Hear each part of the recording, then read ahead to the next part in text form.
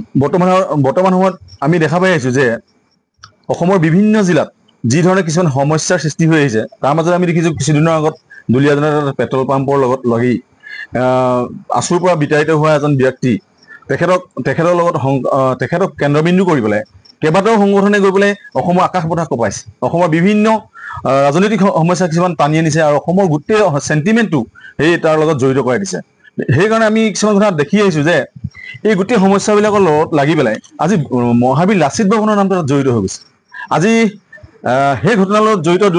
দুটা ব্যৱসায়িক গোষ্ঠীৰ মাজত হোৱা দুটা কিছুমান ঘটনা কেন্দ্ৰ কৰি পেলাই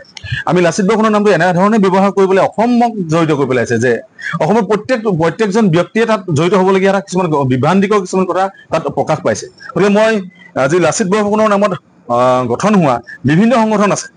প্ৰথমে আমি আপোনালোকক জ্ঞাত কৰিব বিচাৰোঁ যে 1967 চনতে গঠন হোৱা লাচিত সেনা তাৰপিছতে হৈছে বীৰ লাচিত সেনা তাৰপিছত হৈছে বিভিন্ন ধৰণৰ লাচিত বৰফুকনৰ নামত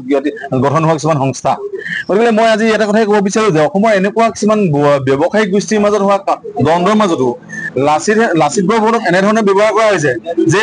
দা কটাৰীৰ দৰে তেখেতলোকে মানে সংবিধানখনক মানে ব্যৱহাৰ কৰাৰ ক্ষেত্ৰত তেখেতলোকে উঠিবই লাগিছে আজি দেখা পাইছোঁ যে অসমত আমাৰ যোৰহাট জিলাত যিটো যোৰহাট নগৰৰ মাজত যিটো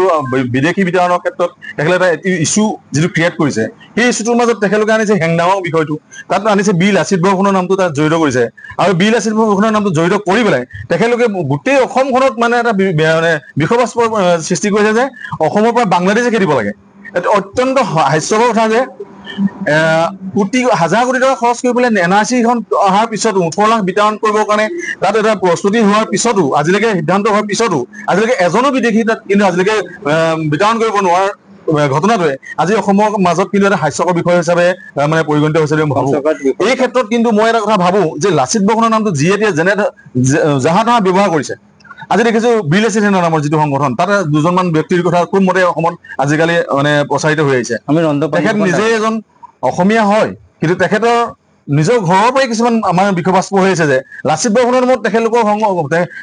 চলিহা নামৰ এটা পৰিয়ালৰ আমাৰ পৰৱৰ্তী মানে প্ৰাক্তন মুখ্যমন্ত্ৰী যে অসমত এনেকুৱা কিছুমান বিষবাস্প সৃষ্টি কৰি আছে যে চলিহা পৰিয়াল বুলিয়ে এতিয়া অসমত একদম খুব ফেমাছ এই পৰিয়ালটোৱে এটা সময়ত তেখেতলোকৰ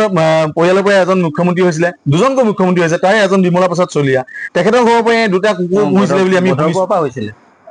তেখেতৰ ঘৰৰ পৰাই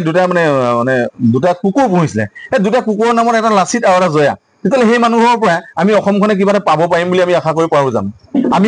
আমি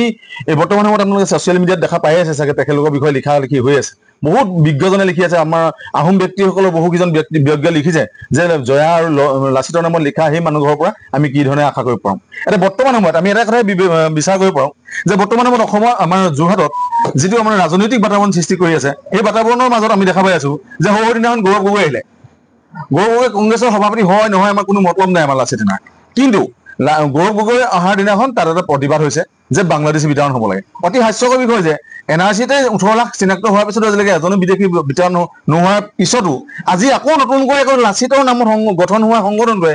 এই একেবাৰে টুলুঙা মন্তব্য কৰিবলৈ তেখেতলোকে যোৰহাটত এজন বিদেশী বিতৰণৰ কাৰণে ইয়াত এটা একদম গোটেই যোৰহাট কপাবৰ কাৰণে তেখেতলোকে ষড়যন্ত্ৰমূলকভাৱে তেখেতলোকে এটা আন্দোলন সৃষ্টি কৰিলে মই গৰিহণা দিছোঁ এইকাৰণে গৰিহণা দিছোঁ যে প্ৰকৃতাৰ্থত যদি বাংলাদেশী বিতৰণ কৰিব লাগে তেন্তে এই NRC-খনৰ কথাটো উনুকিয়াটো খুব জৰুৰী আছিল আমি লাচিত সেনা আজি এইটোৱে প্ৰশ্ন কৰিব বিচাৰোঁ অসম চৰকাৰলৈ যে আপোনালোকৰ ৰাজনৈতিক যিখিনি বিভ্ৰান্তি বা যিখিনি আপোনালোকৰ বিভেদ আছে বা যিখিনি আপোনালোকৰ ঘাত প্ৰতিঘাত আছে কংগ্ৰেছৰ লগত যিখিনি আপোনাৰ যুঁজ আছে সেই যুঁজখিনিক কিন্তু আপোনালোকে অসমৰ ৰাইজক ব্যৱহাৰ নকৰিব এইকাৰণে নকৰিব যে আপোনালোকে আপোনালোকৰ নিজৰ মাজত নিজকে জাহিৰ কৰিবৰ কাৰণে অসমৰ জনসাধাৰণৰ মাজত নিজকে প্ৰতিষ্ঠা ধৰি ৰাখিবৰ কাৰণে আপোনালোকে কংগ্ৰেছৰ লগত আপোনালোকৰ ঘাত প্ৰতিঘাতটো আপোনালোকৰ আমাৰ জনসাধাৰণৰ আগত নিজকে জাহিৰ কৰিবৰ কাৰণে যিখিনি কাম কৰি আছে সেইখিনি কিন্তু আমাৰ যোৰহাটৰ এখন শৈক্ষিক নগৰ সাংস্কৃতিক নগৰী এই নগৰীখনৰ আমাৰ যিখিনি সম্প্ৰীতি বান্ধোন আছিলে আমাৰ হিন্দু মুছলিমৰ মাজত এইখিনি আপোনালোকে কিন্তু আপোনালোকৰ মাজত বিষবাস্প সৃষ্টি কৰি আমাৰ মাজত বিভ্ৰান্তিকৰ সৃষ্টি কৰিবলৈ চেষ্টা কৰাটো আমি দেখা পাইছোঁ এই ক্ষেত্ৰত মই একেবাৰে সন্দেহৰ আৱৰ্তত ৰাখিব বিচাৰোঁ যিকেইটা সংগঠনে সেইদিনাখন ইয়াত প্ৰতিবাদ কৰিলে বাংলাদেশীৰ নামত